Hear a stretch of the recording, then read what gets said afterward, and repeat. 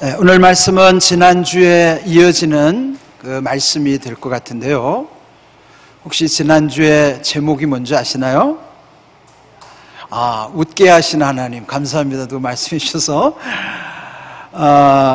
그 말씀은 21장, 오늘 읽지 않았지만 그 앞에 있는 21장 6절, 사라가 하나님의 뜻이 그 몸을 통해서 이루어진 다음에 그 아이를 얻은 다음에 하나님께 고백했던 내용이죠. 하나님이 나를 웃게 하시니 듣는 자가 다 나와 함께 웃으리로다. 네, 사라는 행복했지만은 오늘 이 주인공 중에 오늘 언급된 사라의 몸종인 하갈이라고 하는 여인, 그리고 그 하갈의 아들 이스마엘에게는 행복한 일은 아니었던 것이죠. 오늘 말씀해 보면 마침내 그 이삭이 젖을 뗀 다음에 큰 잔치가 있었다 그랬습니다. 이제 우리 생각과 좀 달리 이 주석에 의하면 당시 그 젖을 떼는 나이가 한 3살쯤 됐다고 그래요. 그러면 이제 그 하갈을 통해서 얻은 아들 이스마엘, 그 이스마엘의 나이는 아브라함이 86세 때 얻은 아들이니까 아브라함 86세 때 이스마엘을 얻었고 100세 때 이삭을 낳았으니까 나이 차이가 한 14살 터울이 나는 거예요. 그리고 3년이 지났으니까 지금 이삭은 3살 아장아장 걷는 나이고 그 큰 아들, 비록 이제 여종을 통해서 얻은 아들이지만 이스마엘의 나이는 한 17살쯤 되는 거예요. 근데 그날 잔치에서 이스마엘이 그 배다른 동생 이삭을 놀렸다 그랬습니다. 여기는 그냥 막연히 놀린 게 아니고 마음에서부터 어떤 증오심을 가지고 업신여기는 거예요. 근데 그것을 이삭의 엄마, 친엄마인 사라가 보고 나서 흥분하기 시작한 것이죠. 그래서 결국은 아브라함에게 청하기를 저들을 집에서 쫓아버립시다. 그렇게 해서 이제 쫓길 위기에 처해 있는 거예요. 세상의 이치를 보면 사라가 행복한 것은 하갈과 이스마엘에게는 불행한 일일 수밖에 없어요. 왜 그럴까요? 이 이삭이 태어나지 않았다면 이스마엘은 그 아버지 아브라함의 모든 상속을 받을 수 있는 위치에 있었던 것이죠. 그런데 이제 본 부인 사라에게서 아들이 생겼으니 여종의 아들로 태어난 이스마엘은 그 상속을 받을 수가 없잖아요. 그러니까 이 이삭이 젖되는 날 큰 잔치가 있었어도 이스마엘의 마음은 불편할 수밖에 없는 거예요. 그렇지만 이제 이 사건으로 인해서 결국은 쫓겨날 수밖에 없는 환경이 된 것입니다. 근데 이제 11절, 그 상황에서 제일 마음이 힘든 사람이 누굴까요? 아버지 아브라함인 것이죠. 어쨌든 그 여종을 통해서 얻었지만은 이스마엘도 아브라함의 아들이기 때문인 것이죠. 그래서 결국 11절에 아브라함이 그의 아들로 말미암아 그 일이 매우 근심이 되었더라 그랬습니다. 얼마나 많이 힘들었겠어요? 그런데 12절 보면 하나님이 아브라함에게 나타나셔서 내 아이나 내 여종으로 말미암아 근심하지 말고 사라가 네게 이른 말을 다 들으라. 이삭에게서 나는 자라야 내 씨라 부를 것임이니라. 이렇게 말씀하신 거예요.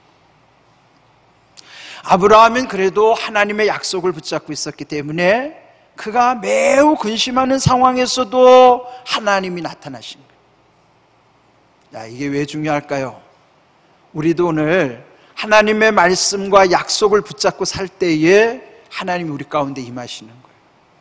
하나님의 약속, 그 말씀으로 우리의 근심하는 일들을 다 해결할 수 있도록 하시는 거예요. 매우 근심하는 상황이었지만 하나님이 나타나셔서 근심하지 말라고 하니까 근심을 다 이겨낼 수가 있었던 것이죠. 그래서 결국 그 다음날 아침 일찍 아브라함은 결국 사라의 뜻을 존중하여 그 여종인 하갈, 그 아들인 이스마엘에게 등짐을 해서 떡과 물 한 가죽 부대를 짊어지게 해서 나가게 하는 거예요. 이 상황에서 보면 아브라함이 그렇게 부자인데도 불구하고 그래도 좀 뭔가 하인들을 좀 같이 딸려보내고 거기다가 좀 먹을 것 좀 바리바리 쌓아주고 재산도 좀 넉넉히 주고 그렇게 해서 내보낼 수도 있었을 터인데 그냥 딸랑 떡과 물 한 가죽 부대가 전부였던 것입니다. 결국 사라는 그 광야에서 방황할 수밖에 없어요. 사라의 입장에서, 이 하갈의 입장에서 보면은 그 광야길에서 절망할 수밖에 없는 상황이었던 것입니다. 오늘 읽은 21장 14절을 보면은 하갈이 부엘세바 광야에서 방황하다가 가죽 부대에 물마저 떨어졌다, 그런 것이죠. 여러분, 우리는 광야에 대한 경험이 없으니까 광야가 어떤 곳인지 잘 느낄 수가 없어요. 나 이제 성지순례를 다녀오신 분들은 그 이스라엘 땅의 광야가 어떤 곳인가를 조금 아실 거예요. 왜 광야입니까? 물이 없어서, 먹을 것이 없어서, 사람이 살 수가 없어서 아무것도 없는 그 땅, 메마른 땅이 거기가 광야예요. 그래서 광야에서 방황한다고 하는 것은 절망적인 상황, 거기에서 물까지 떨어졌다는 것은 생명의 위기를 느끼는 상황인 것이죠. 이렇게 절망적인 상황이 우리 인생 속에도 있어요. 인생을 일컬어서 성경은 광야에 비유하잖아요. 광야의 인생을 살아가는 우리에게도 하갈과 같이 이렇게 방황하며 또 이렇게 꼭 필요한 물, 이런 꼭 필요한 것마저 감당할 수 없는 지경에 처할 수도 있다는 것이죠. 결국 하갈은 그 절망 가운데 부르짖으면서 그는 통곡할 수밖에 없었던, 절망 가운데 부르짖는 것을 절규라고 하잖아요. 오늘 읽은 16절에도 보면 아이가 죽는 것을 참아보지 못하겠다 하고 소리내요. 그 소리가 어떤, 그 아들이 죽어가는 것을 그 어미로서 어떻게 그걸 지켜보죠? 그 통곡함. 그런데 그 절규하는 가운데 하나님은 그 아이의 소리를 들으셨다 하는 것이죠. 여러분, 이 상황이 진짜 중요한 거예요. 어떤 형편에서든지 우리가 이렇게 절규할 수밖에 없었지만은 그때도 하나님은 그 소리를 듣고 계시는 거예요. 그래서 우리는 항상 무엇을 기도할지, 어떻게 기도할지 알지 못하더라도 하나님을 향해서 우리의 마음이 향하고 있을 때는 우리의 모든 것을 듣고 계시고 보고 계시다는 말씀. 그래서 마침내 오늘 19절 그 내용에 보면은 하나님은 하갈의 눈을 밝혀주셔서 샘물을 보게 하셨다 하는 것이죠. 갑자기 샘물이 나타난 것이 아니고 원래 샘이 있었음에도 불구하고 볼 수가 없었던 거예요.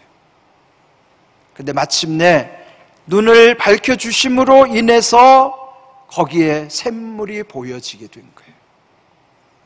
우리도 이따금 살다 보면은 옆에 두고도 못 보는 경우가 있어요. 이따금 여러분도 인사하다가 옆에서 인사하는 걸 모르고 지나칠 때가 있잖아요. 그냥 오해하기가 쉽잖아요. 왜 저 사람이 난 인사했는데 안 받아줄까? 근데 오해할 수밖에 없지만 사실은 못 본 거예요. 이따금 저도 여러분 인사하는 거 혹시 못 알아볼 수 있으니까 오해하지 마십시오. 고의로 그런 게 아니라 그건 우리의 한계예요. 예? 그렇게 연약할 수밖에 없는 거예요. 지금 이 절망적인 상황에서 하나님께서는 그 하갈의 절규를 들으시면서 마침내 눈을 밝혀주심으로 말미암아 거기에 있던 샘이 보여지게 된 것이죠. 우리 인생에 길을 찾지 못하는 것이지 길이 없는 것이 아닌 것이에요. 분명히 우리에게 길이 있음에도 불구하고 길을 찾지 못하는 것은 눈이 가려져 있기 때문인 것입니다.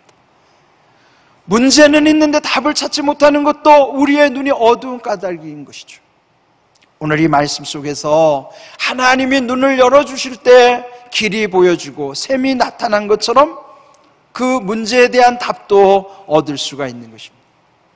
그렇기 때문에 우리는 어떤 상황 속에서도 하나님이 우리와 함께 하신다는 사실을 늘 새기고 살아야만 하는 것이죠.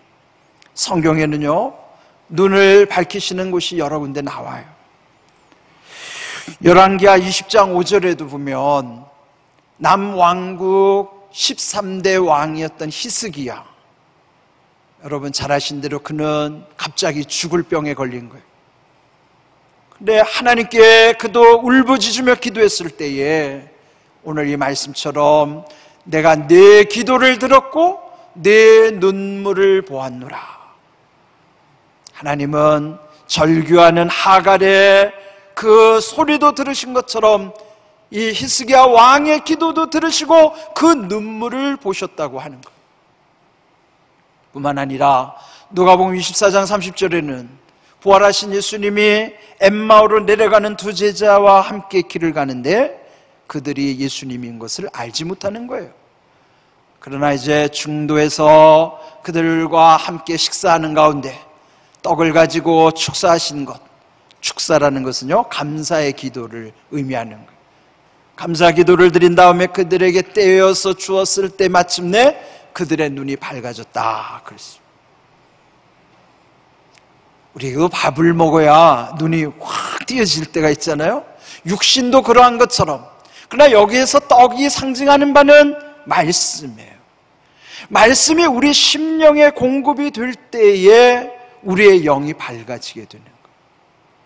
여기서 하갈은 육신의 눈이 밝아진 것처럼 또 바울의 기도에도 보면요, 그 바울도 하나님 앞에 눈을 밝게 해달라고, 근데 그때는 마음의 눈을 밝혀달라고 기도하는 내용이 나옵니다. 에베소서 1장 18절 19절 말씀에 보면 바울이 에베소 교회를 향하여 기도하는 내용이 나옵니다.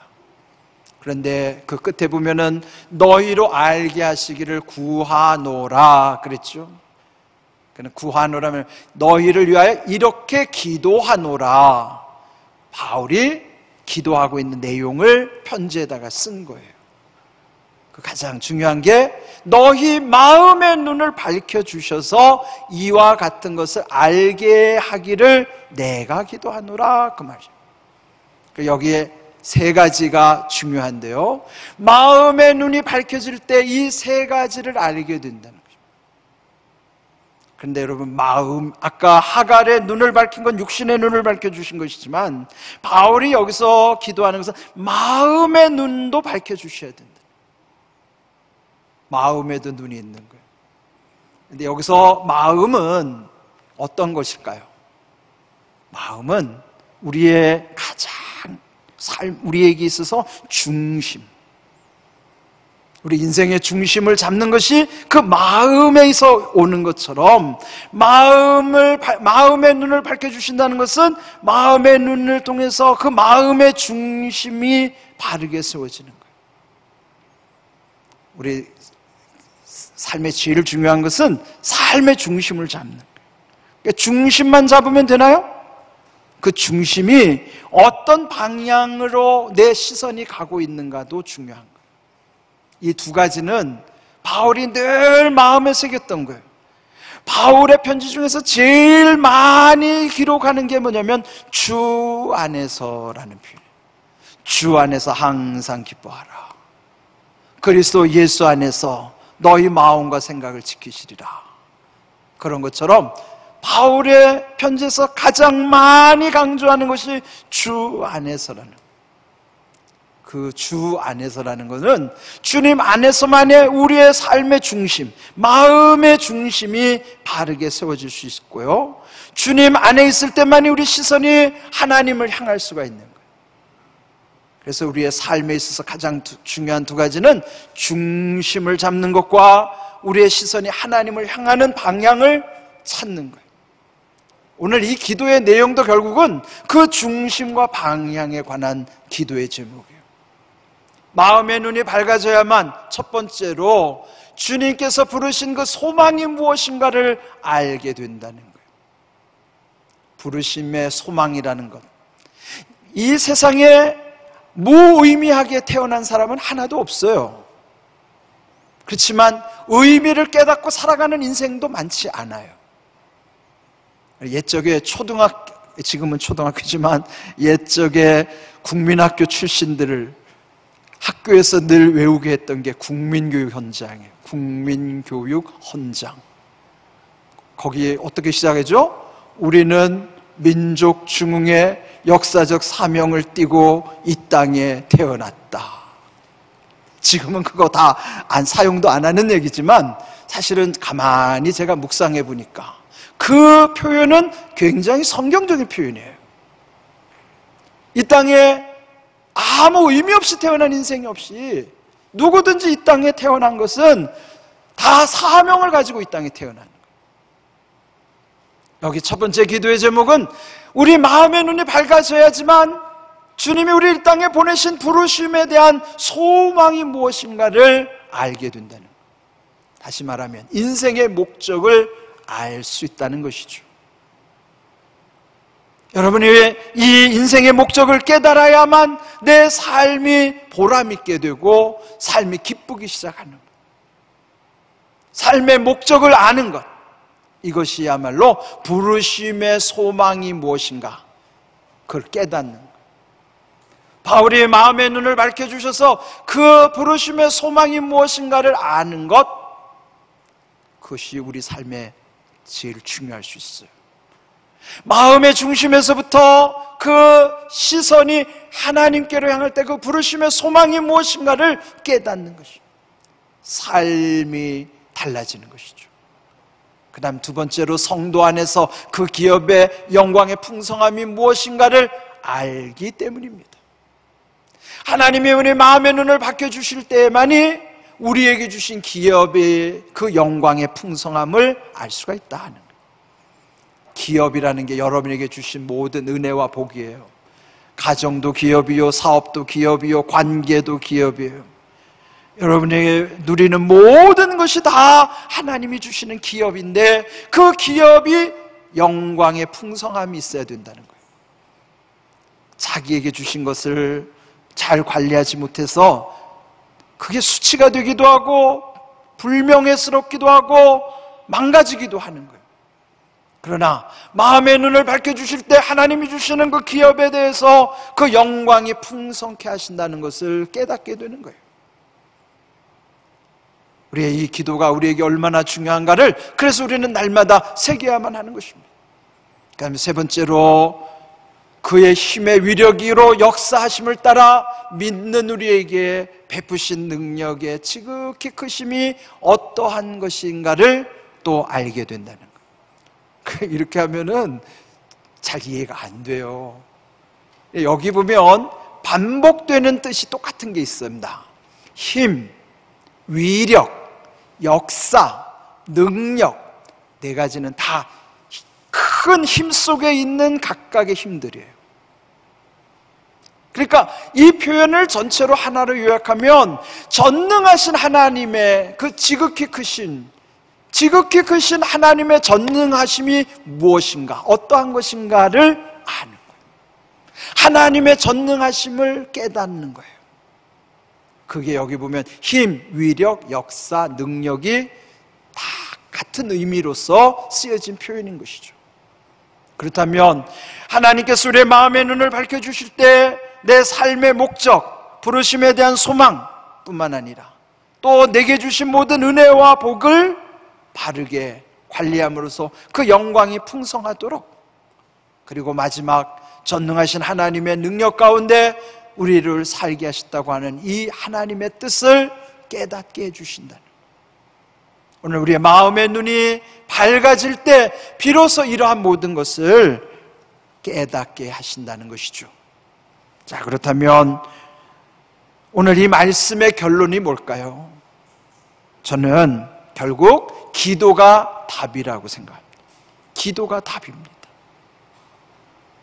예레미야 33장 3절에 너는 내게 부르짖으라 내가 네게 응답하겠고 네가 알지 못하는 크고 은밀한 일을 네게 보이리라 그랬어요. 여러분 보세요. 부르짖으라 응답할 것이다, 보여줄 것이다. 보여주신다는 말은 뭐예요? 우리의 눈을 밝혀주시기 때문에 보게 하시는 거예요. 그런데 우리의 눈을 밝히시고 보여주시는 것은 우리가 알 수 있는 것이 아니죠. 알지 못하지만 그것은 크고 은밀한 일을 마침내 우리로 하여금 그걸 보게 하시는 거예요. 과정 중에는 몰라요. 그러나 그 과정을 통과한 다음에 이런 놀라운 결과들을 우리에게 보여주시겠다고 약속하시는 것입니다. 근데 여기 보세요. 여기 보면은 무엇을 기도해야 될지 어떻게 기도해야 될지라는 표현은 없어요. 단 하나, 내게 부르짖으라고 하는 나라고 하는 하나님만 강조하는 거예요. 너와 나, 하나님과 하나님 앞에 서 있는 나, 그 관계만 설명되어 있는 거예요. 그게 뭐예요? 우리가 너무 힘들 때는 무엇을 기도해야 될지도 몰라요. 어떻게 기도해야 될지 방법도 알지 못해요.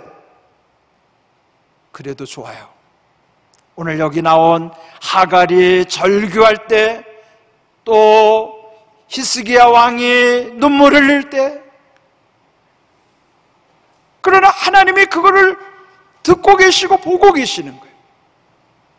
오늘 이 말씀 속에서 무엇을 구할지 어떻게 구할지 몰라도 단 하나, 하나님을 향한 방향만 맞으면 되는 거예요. 하나님을 향하여 방향만 맞으면 울어도 하나님은 다 듣고 계시고 그 눈물도 하나님이 다 보고 계시는 거예요. 기도는 어려운 게 아니에요. 기도는 하나만 맞추면 돼요. 하나님에게만 방향이 통하면 돼요.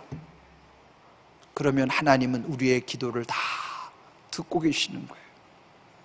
오늘 이 말씀 속에서 우리가 하나님 앞에 기도해야 되는 이유, 그래서 정말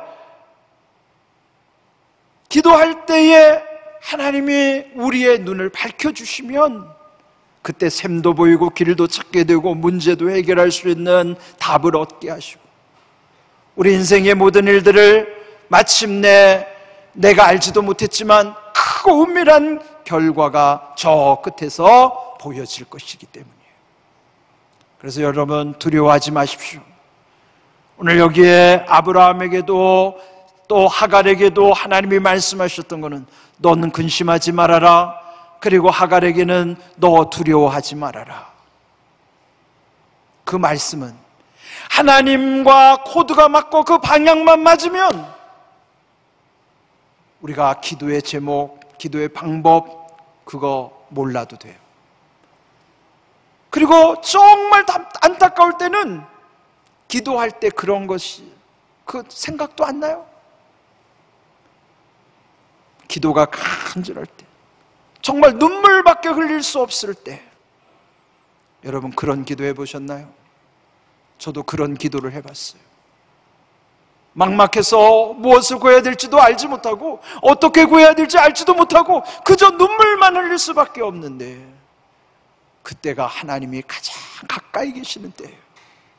하나님이 내 기도를 들으시고 그때 응답 주심이 얼마나 귀한지 몰라요. 그래서 우리는 절망할 필요가 없습니다. 기도의 방법을 몰라도 상관없습니다. 오직 하나님을 향한 방향만 맞는가를 확인하십시오. 그리고 하나님께 부르짖으십시오.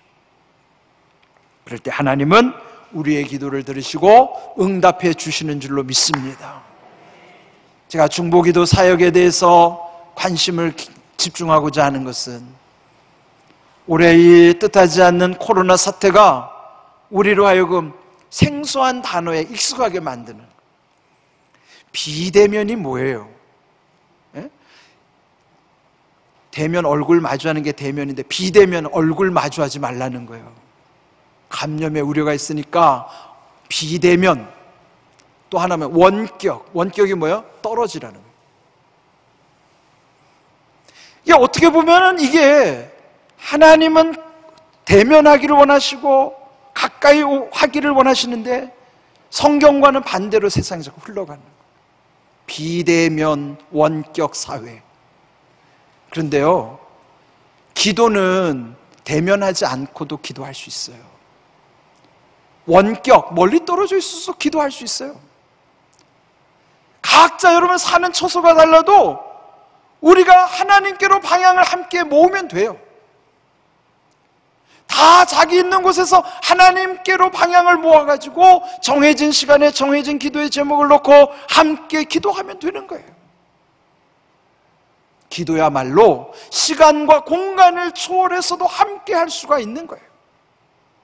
그래서 이 영적인 세계는 시간과 공간을 초월하고 하나님도 시간과 공간을 초월해 계시는데, 우리가 이 중보기도 사역을 통해서 하나님께로만 방향을 다 같이 모으고 이렇게 기도할 때에 하갈에게 또 히스기야에게 또 제자들에게 보여주셨던 것처럼 우리의 눈을 열어주시고 부르짖어 기도하는 자에게 응답하시며 우리가 알지 못하는 크고 은밀한 일들을 우리에게 보여주실 것을 믿고 우리가 이 귀한 사역을 함께 감당하고자 하는 것입니다. 그래서 여러분이 많이 함께 이 중보기도 사역에 동참해 주십시오. 제가 일부러 강요하지 않습니다. 그러나 강조하는 거예요. 왜 그런가 하면 여러분이 자발적으로 결단하고 그 약속을 지킬 때에 하나님 앞에서 여러분의 신실함이 나타나는 거예요. 내가 직분이 뭐니까 체면 때문에 아니에요. 그것 때문에 중보기도 하는 것이 아니라 우리가 각자 하나님 앞에 결심하고 약속을 이루면서 우리가 이 기도의 대열에 동참하고자 하는 것이죠. 여러분이 자발적으로 참여하면 그 자체가 힘인 거예요. 그래서 우리의 이 기도의 용사들이 더 많아지면 이 비대면 원격 사회라고 하는 이곳에 또 하나님이 어떻게 이 중보기도 사역을 통해서 역사하실지 저는 나름대로 기대하면서 기도하는 것입니다. 여러분도 함께 해주시고요. 그래서 이 오늘 말씀처럼 눈을 밝히시는 하나님은 우리의 기도를 들으시고 우리의 기도할 때 눈물을 보고 계시다는 사실. 그래서 결론은 기도가 답이라는 것을 우리가 마음에 믿고 새기면서 전능하신 하나님 우리 가운데 예비하시는 놀라운 은혜를 사모하며 주님의 뜻이 아름답게 우리 가운데서 이루어지기를 주님의 이름으로 축복합니다. 아멘.